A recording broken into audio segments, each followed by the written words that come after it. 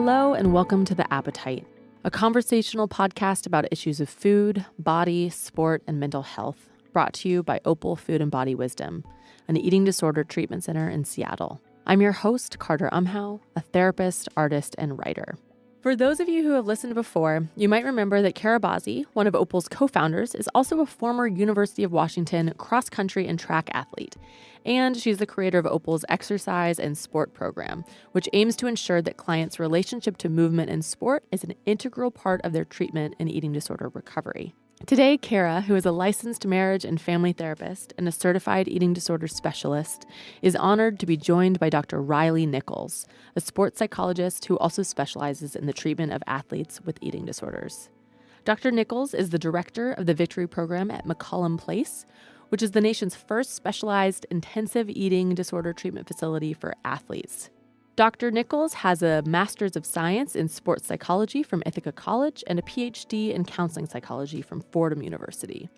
Along with regularly speaking to athletes, coaches, and sports medicine personnel about issues related to disordered eating and unbalanced relationship to exercise and sport, Dr. Nickols also has a private practice in St. Louis, where he primarily works with athletes addressing both clinical and performance concerns. In addition to competing in endurance sports for over 15 years, Dr. Nickols is also a running coach and a USA triathlon coach. Today, Kara and Riley, certainly kindred spirits in their work with eating disorders and athletes, discuss athlete identity, training, performance, and sports psychology.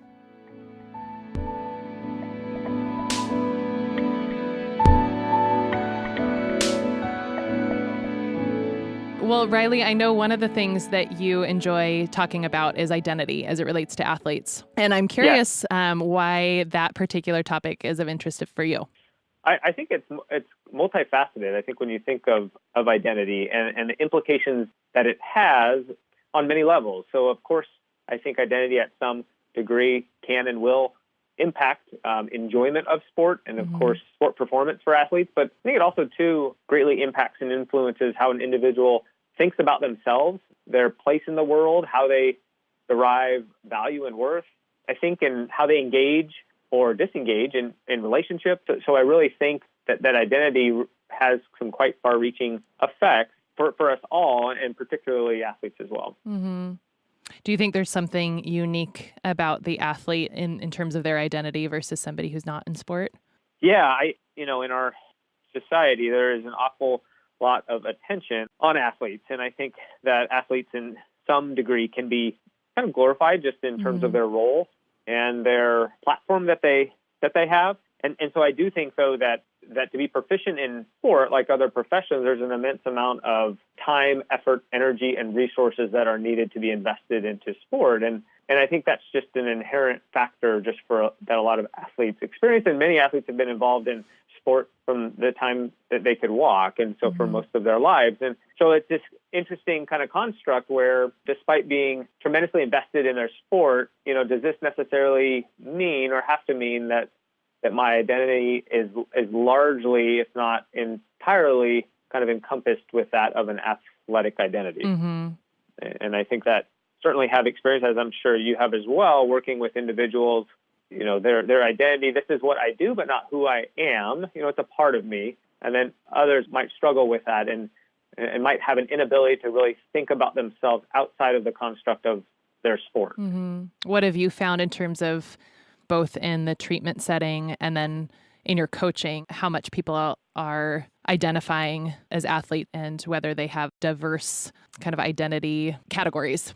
Yeah, so I think athletic identity can be certainly a healthy part of an individual's identity. I think, though, as a result of significant demands of sport, kind of an over-identification to an athlete identity can result in which, perceived self-worth and feelings of deservedness are predominantly derived from performance and success in sport. If that's largely contingent on sport participation and, of course, accomplishments, then an individual's identity as an athlete can be threatened if or when sport participation is disrupted by an injury or retirement, or if sport performance is inconsistent or you're going through a performance slump as well.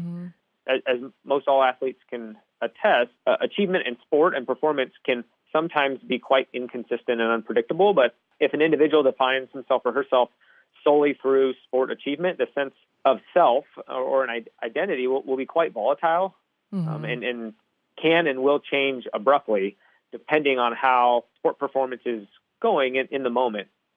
I always think about myself, and if my value and worth are predominantly tied to my sport performance, I don't know about you, but I would be an anxious mess before and during competitions, and most likely this anxiety would certainly diminish the ability for me to enjoy and have fun participating and competing in sport. And of course, all of these factors would absolutely decrease the likelihood that my athletic performance can be consistent and or maximized. Mm-hmm.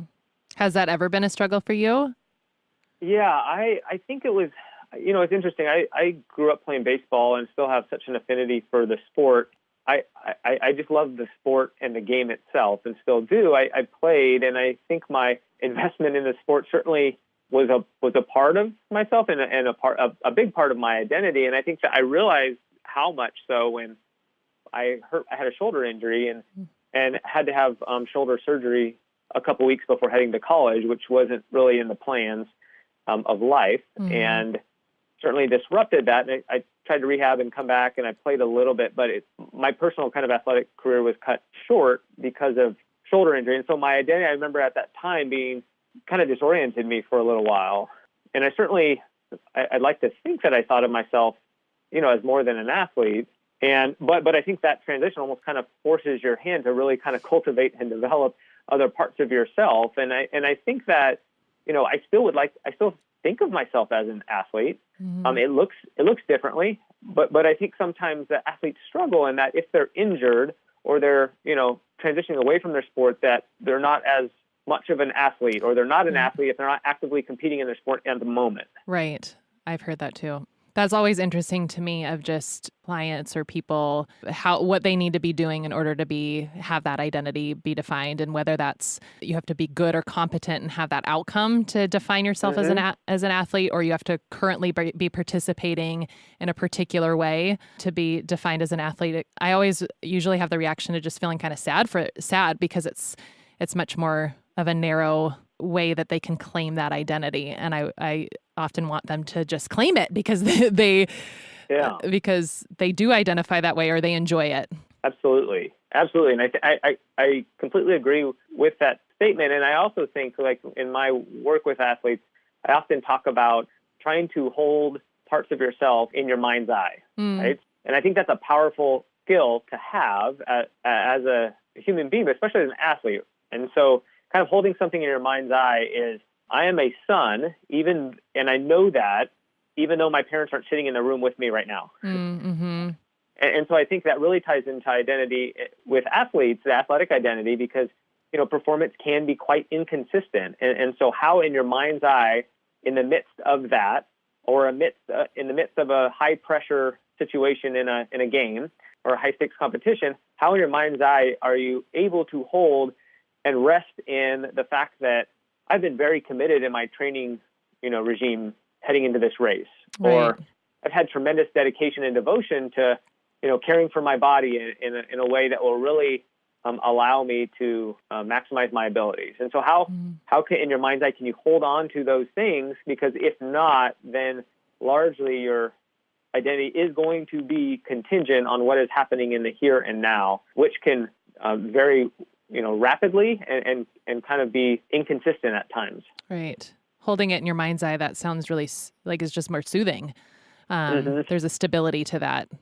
I also think I'm curious what your experience has been, but it seems like folks generally go through more of that identity crisis when there is an injury, like in your case, or when there's retirement. Have you ever had any athletes be interested in exploring this while they're currently participating and performing and still are sort of asking those questions? Yeah, it's interesting because I think oftentimes when an athlete comes through our doors here at the Victory program or in my outpatient practice or sometimes even coaching, it's sometimes reactive, and it's after something, has occurred that is not desirable or has been a longstanding struggle where maybe support is needed to remedy something. And I think that's understandable, but I also think there's equal, if not more, benefit to really leveraging when things are going well in sport and you're performing really well. I'm a big believer that's just not a coincidence. And I think really trying to understand factors contributing to why maybe I'm really enjoying and having fun in my sport this season. Like what are those factors and what is different? And it just feels different. And I think trying to really define and better understand that, I think, is really informative for athletes, equally as such when things aren't going so well. And we oftentimes have an endless amount of feedback that we receive.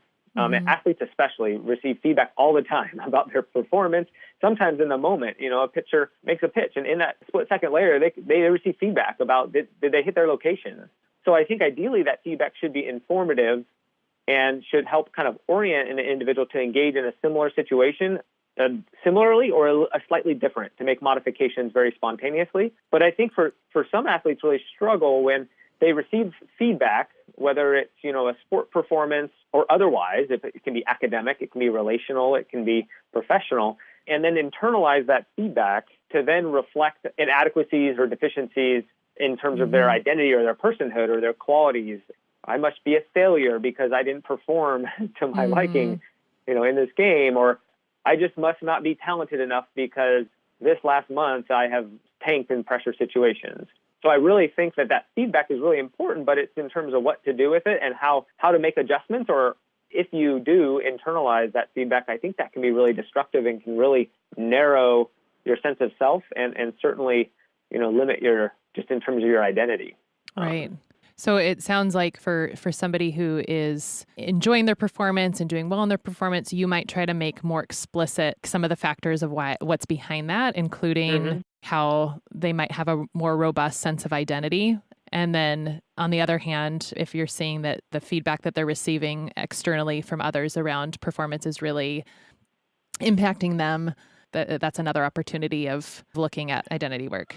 Yep, absolutely. So kind of to piggyback off of what you just said, I do think that sometimes when athletes hear, the need to kind of cultivate other parts of themselves in addition to the athletic identity, I think sometimes athletes hear that as you're asking me to be less motivated and committed to my sport. And that's really not the case at all. And I think I always try to reflect to athletes that, dedication and commitment to their sport is a strength, and we want to hold on to that. But also, too, simultaneously elevating and expanding other parts of their selves as well. Right. Ultimately, fortifying a more expansive self-identity is really not intended to decrease the importance of sport, but rather to increase and elevate other parts of oneself that have been neglected or minimized in proportion to an individual's athlete identity. And so, as you might imagine, I think that process and being better able to do that will better equip an athlete to navigate setbacks, in sport when they inevitably occur. Right. I know that's been true in my case. The more that I did my own kind of healing work and had a more robust sense of identity and became more okay with who I was fundamentally, it just really freed me up in sport to really have fun on the basketball court and still care and still be competitive and tap into my more athletic self. But it didn't have such dire consequences. And in fact, I played better because I didn't have so much anxiety. Yeah, you're more relaxed, I think, and better able to let your talent flow.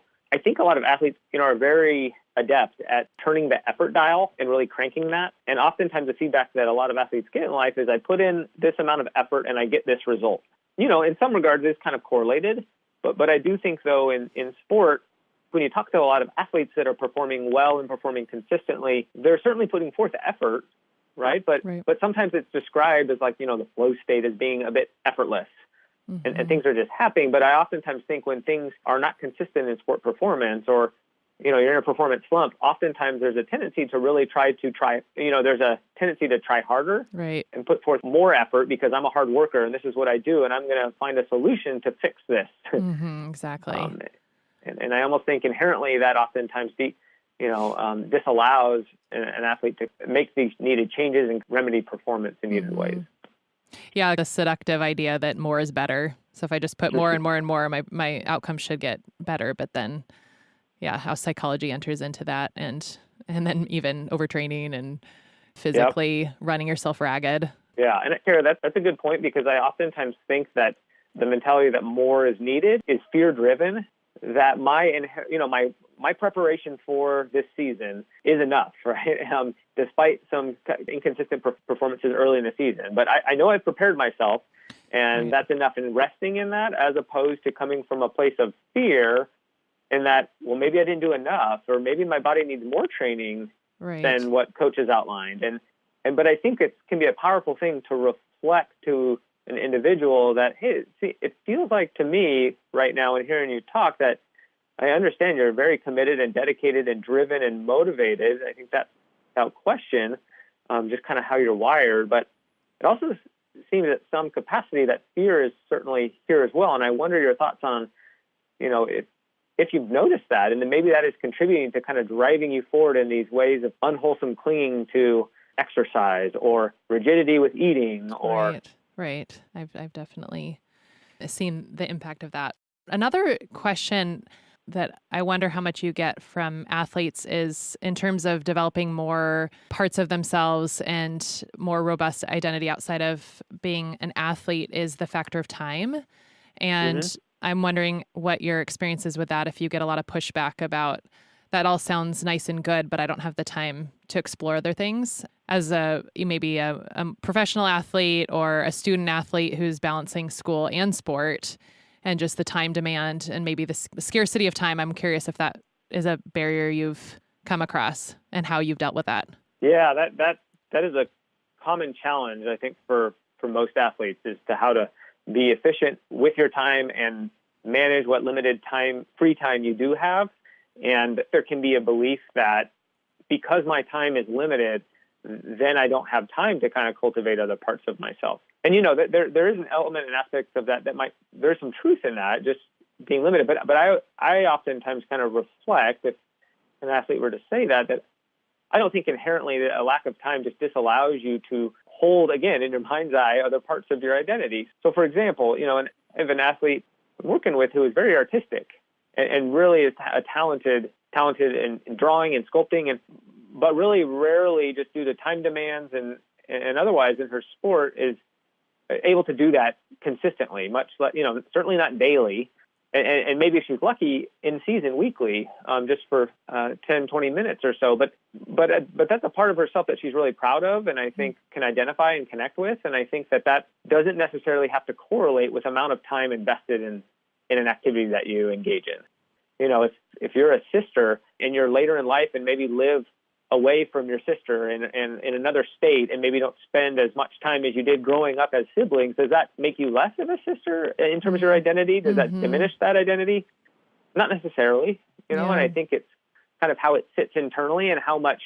I think it's interesting to think about where your mind and thoughts go when at rest and when there's no distraction. Oftentimes that reveals issues of the heart, like what it reveals, I think, what you value the most. But I think that's really indicative too of where your identity kind of lies and rests in. Well, and I was thinking to your point earlier about being fear-driven is this idea that I think is pretty common amongst athletes of I have to be productive all of the time. So in my training, it's productive. And this idea of maybe me doing something that gives me pleasure, like if that's art or developing other parts, there can be kind of that hierarchy of, well, that comes last if I have time for it, or how is that going to help me? And kind of being more singularly focused on the productivity aspect of training and sports. Even though I think what I've seen when people experiment with it is actually they see that it's not taking away. But there is so much fear to even experiment with spending time doing other things or even resting that a lot of times they're not getting that felt experience of actually seeing it come back twofold. Absolutely. Yeah, I agree with that. I think there is this quality and characteristic that permeates most athletes and teams. There's really this driven, high-achieving, relentless pursuit in all areas of life. And I think that's a wonderful attribute and disposition, and oftentimes serves individuals well in school and sport and relationships. But there is this need almost to be productive and to feel productive. And I think, when you're thinking about in sport, coaches get paid and their jobs depend on an ability to structure training in an athlete's training season and cycle, that it is periodized. So an athlete is peaking at the right time for races, for a season. There's only a limited amount of time that, you can peak. And I think all coaches and athletes' goal is to kind of peak at the right time in the season. And so part of a good periodization schedule is periods of rest, right? And in lower volume, lower intensity. There's a reason why the top marathoners in the world, I know the Boston Marathon was today, but they take, in the fall, there's well documented, a lot of the elite runners will take an entire month, if not 6 weeks off of doing anything, like totally off. And I think some athletes reflect, well, how can that feel productive? But I think there is a specific objective in mind for just rest or allocating time and energy and resources elsewhere too. I think that is tremendously productive and really supports the cultivating other parts of yourself and expanding this identity that I think is so needed. Right. And just sustaining to be able to do it for years, right? Like I think that people that are competing for years and years, something's going on to allow for that sustainability. And so my assumption is that there's more in their life going on to be able to sustain that. I think we oftentimes promote, long-term sport involvement. And I think trying to pace yourself in a way that you can engage in your sport in a manner that is sustainable long-term, I think is the ultimate goal. Yeah. Does anybody come to mind when you think of work that you've done around identity with either one of your athletes or one of the clients at Victory? Yeah. So I have this exercise that I do. It's pretty straightforward and simplistic, and I think you discussed on the last podcast kind of a version thereof, but I think it can be really powerful. And it's always interesting for me to see the athletes in the Victory program kind of respond and how they respond. And it is around identity. And it's simply to have an individual think about their identity and how they think about themselves and see themselves, and almost draw a pie chart and try to, as best they can, allocate different portions of the pie to different parts of themselves and their identity. And it's interesting to see individuals do this, because most of the athletes that we work with get kind of a wide range, but primary demographic is oftentimes college athletes. And see few athletes really they'll jot down like their sport or athlete, and then really struggle to think about other parts of themselves, and will kind of just sit with this stare and really be challenged and perplexed to allocate other portions of the pie. And I think that's very indicative, can be very eye-opening. And I remember one athlete, she was a runner, who had that same experience and that struggle to really think about herself in ways outside of that as a runner. She did say, I'm a healthy person, as another big part of her identity. But I think what was most interesting to me was when I also had them process and talk about that and share reflections that they had in that exercise. But I also then had them do the same thing, but in terms of for your future self, if that's 5 years, 10 years, 20 years down the road, how would you like to think about yourself? And what would you like your identity to look like? And it was interesting to see the contrast. And this athlete in particular got extremely detailed in terms of other parts of herself that she neglected and minimized currently that she would like to cultivate. So one was she liked to dance. And I think as a dancer, she saw herself and wanted to think of herself more as a friend and as a volunteer. She even had as a pet owner there as well. But I think it was really fascinating. And of course, the dialogue then opens thereafter when you've got this future self and this identity that you would like to achieve, even though it was a bit abstract. What is needed to kind of bridge this gap here in terms of how you think about yourself? And I think they can be fruitful discussions, but it is an interesting exercise to think about, because sometimes we over-identify in certain parts of our life that maybe we wish we didn't. And conversely, under-identify, too, with other parts, too. It's neat to hear that she did have an idea of what she wanted in her future self, that she was connected to things outside of her athlete side. I think I said in the last episode, when I was doing my own work, I just felt blank when I was going through my recovery process. It just felt like a blank canvas. Yep. So it's neat that she was connected to some things. Absolutely. And I think athletes in general, and especially eating disorders and the intersection of the two, I think the combination can really narrow, identity. And I have never heard of an individual seeking intensive treatment for their eating disorder describing upon admission to our care as having very robust and fulfilling relationships socially with others. That often I've never heard that. And there's oftentimes this detachment and disengagement in many areas of life, but especially socially as well, and this isolation. And I think that eating disorder and sometimes sport too can kind of disallow you to really cultivate other parts of yourself that I think are so needed. Yeah, I remember a coach telling me that you'll have school, sports, and friends, and you can only do 2 of the 3 well. And as an achiever, I was like, I want to do all of them well. Of course. But that comment hadn't left. And it puts you in a very limits you, right? Like you got to make a choice and can only choose 2. And then the achieving, right, of like, yeah, it has to be in a particular way to be able to claim it again. I think that's always whenever we get into those conversations at Opal in our Rethinking and Exercise and Sport group, I love just challenging, well, why can't you claim that identity? What is saying that can't be a part of yourself? And where does that message come from? And just digging more and more into why do they have such a narrow definition of what it means to be an athlete, or what it means to be a student, or what it means to be kind, and it's, often, well, I feel like I have to do it 100% of the time and be better than most of the population, right? Like, dang, Absolutely. well, that's going to be hard. Yeah. And oftentimes there's this desire to strive to be better, and I think sometimes there's a tendency to kind of strive or search for questions that are unanswerable, right? Like, I want to be a better friend. Well, what exactly does that look like? I want to be a more committed team member. Well, how do you can you quantify that? Like, will you know when you've gotten there? Right. Right. That is challenging too, when, there's this yearning and desire to improve in certain areas of life, but really the ability to quantify and know if or when you've gotten there, wherever there is kind of non-existent. So you're relentlessly pursuing, but really not knowing or will ever know if you've ever kind of reached that destination. I know. I like to ask the question, well, what if you just like it? Like, what if it's just, it's pleasurable? Can you claim that as your identity because you like to dance? Right? And you do it every once in a while? Can that be in your identity pie chart? Yeah. And it's hard for athletes too, if they don't feel proficient at something, then that can't be my identity because I'm not good at that. And I think that kind of aligns with what you're saying about, well, just because you enjoy doing this, like, isn't that enough? Right.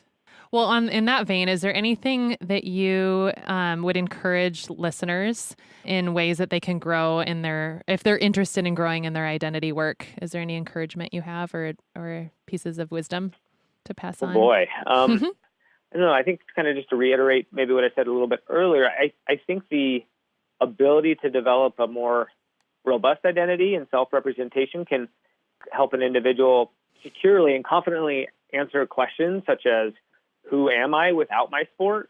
When continued sport participation is in jeopardy or ends or isn't going how you planned. And I think again, kind of the process is not intended for those athletes, listening to decrease the importance of sport in one's life, but really rather to kind of increase and elevate the other parts of oneself that have been neglected or minimized in proportion, again, to that athlete identity. And I think when an individual is able to cultivate that broader sense of self, I think they're more likely to experience setbacks and successes in sport kind of more easily and more readily than if their identity is kind of unidimensionally entrenched in that of an athlete.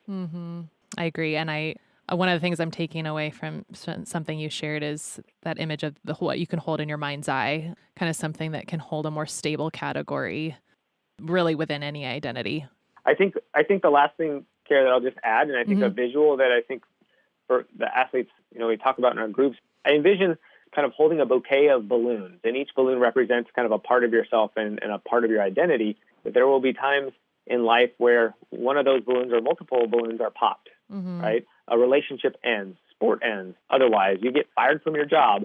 And I think that certainly will be destabilizing. But if you have other balloons to kind of bolster you up, I think you can kind of, stabilize more readily, as opposed to, of course, if you're holding on to that one balloon and that one balloon pops, it's not going to be a pretty fall. And I think that's an image I just kind of keep in my mind too, and just kind of working, with this population and for myself too. I think it's really important.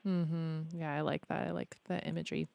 One thing I was thinking of is it's just so cool, Riley, that here we are in Seattle and St. Louis doing such similar work, and hearing similar things from clients. And I love that. It feels like a kinship of the work that we're doing. So that's fun. I agree. I always love talking to other people in the field because there is this like shared experience, like, oh, you too? Yeah, totally. Like, totally. It's kind of nice because sometimes the work can be, and I'm blessed to kind of be part of multidisciplinary teams here and, really have great team members to bounce stuff off of regularly, but especially in private practice, it can be a bit isolating sometimes. Yeah. Well, and there's not a lot out there I don't think there's a lot of great resources. So I remember even when I went to Victory last year and you presented on identity, I was like, yeah, totally. I know. And it's just fun to have another person put words and a different way of putting words to things than you do. I always love thinking of new ways to talk about things too. So that's fun. Like the mind's eye thing, I have it, I like that framework. Well, I really appreciate you doing this interview today and being with us and talking about something you so clearly care about and are passionate about and doing really good work in the world. So thanks, Riley. Thanks, Kara. Thanks for having me and for all the work that you're doing as well.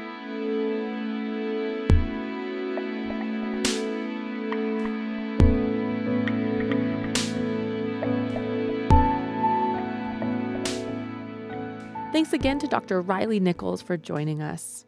And thank you for listening. Thanks to Jack Straw Cultural Center for sound engineering, to Aaron Davidson for the Appetite's music, and to Sarah Taylor for production assistance and editing. You can stay in touch with what's new on the Appetite by subscribing to the podcast on your preferred podcast app.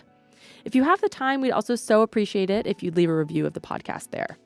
This can make it so much easier for others interested in non-diet approaches to food and body to find our podcast. If you have any questions or just want to connect, please email us at theappetite@opalfoodandbody.com. To learn more about Opal specifically, about any of our programming or special events, visit us at www.opalfoodandbody.com or follow us on Facebook and Twitter. We'd love to stay in touch with you. Thanks for listening, and we'll talk to you soon.